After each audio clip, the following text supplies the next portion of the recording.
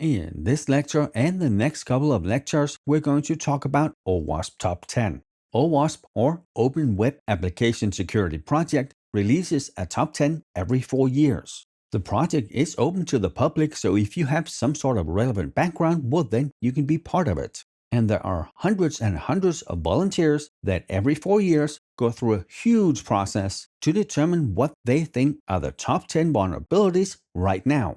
Since the last update was 2021, well then the next one is going to be 2025. On this slide, you can see the last 3 revisions, 2013, 17, and 21. And just to be clear here, on the exam, you are not going to see what is A3 OWASP Top 10 2021.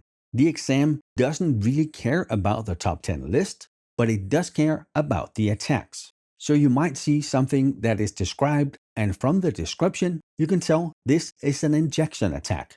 Then since you have studied OWASP, you know this is how we mitigate injection attacks. And it was sort of random, I just picked injection, but if you look at the 2013 and 17, A1, the top vulnerability is injections. In 21, it is number 3. And if you look at some of the older lists, you can see some things drop off. That doesn't mean that it is not a vulnerability. It is just not top 10. And if we protect very well against top 10, we are still vulnerable to other ones. But these are the ones that I think you need to know. I am going to cover a little outside of top 10 because there are still attacks of concern. Now, if you go to the link I have here below, you're going to land on the landing page for the top 10 with links to the top 10 vulnerabilities and more in-depth reading.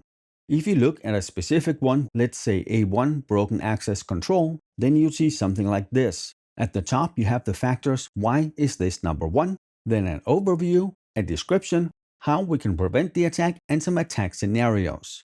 So A1, broken access control, this happens when access control is not consistent across an entire application. And again here, this is something we've talked about before, right? We need to be consistent across the entire organization and across an entire application.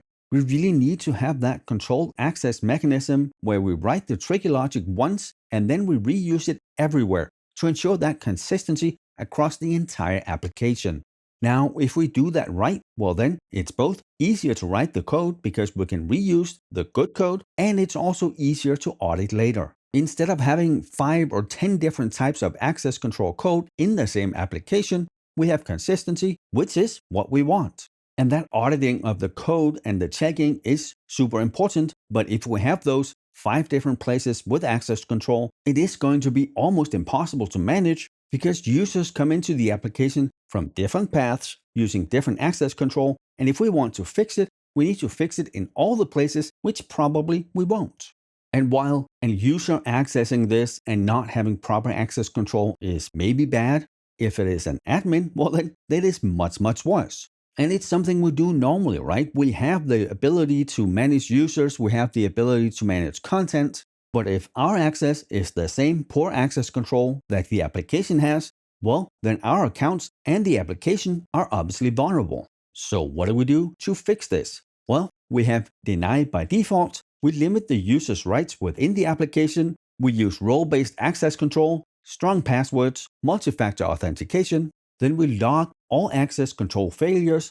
We probably act on them. And then we have proper user and session management. And of course, what we already talked about, we write the proper code for the centralized control access mechanism, and then we reuse the good code throughout the entire application, and we don't allow different access control in different parts of the application. Next up, we have A2, cryptographic failures. And you'll see a pattern as we go through these. It is really mostly common sense. Like the last one, we write proper code, we follow proper security principles. The same here, we follow proper security principles. So some of our failures can be sites being HTTP, not HTTPS secure. So that's web traffic on port 80, not port 443. It has been a while since I've actually seen an HTTP site, but I'm sure there are tons of them still left. Then we can be sending data in clear text, always bad. With how fast connections are, how fast encryption and decryption is now, there's really no point to send anything over the network that is not encrypted. We should never send clear text. And the next one here kind of tags onto that, right? Data at rest, that would be our backups, and data in transit should always be encrypted. The only type of data that should not be encrypted is data in use because we're actively using it, we can't encrypt it. Everything else encrypts. Then we have using older, weak, depreciated encryption algorithms or hashes. Of course, also a bad idea. And while fixing all this to you and I might seem logical, there just may not be the time or the money to do it right in many organizations. Yeah, we know this encryption algorithm is compromised, but is it really worth fixing it? Obviously, the answer for the exam is yes. In your work life, maybe. Here, it really depends on the data we're protecting. Remember, exactly enough security. Then we have organizations not monitoring if data is being exfiltrated. Remember here, we can use our DLP systems, data loss prevention. And then finally, we have improper use of initialization vectors. And remember, the initialization vectors is the random or pseudo-random thing we use with our algorithms when we start a connection. If they're not truly random or pseudo-random, if they're reused, well then that is a way that the attacker can compromise us.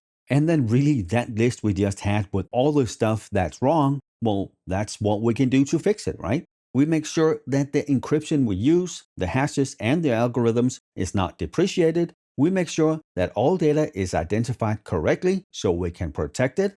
We don't send anything in clear text. We always use HTTPS.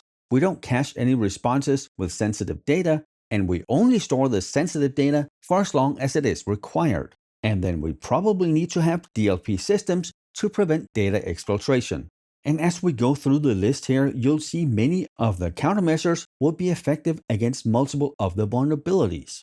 And with that, we're done with this lecture. We will continue with more OWASP in the next one.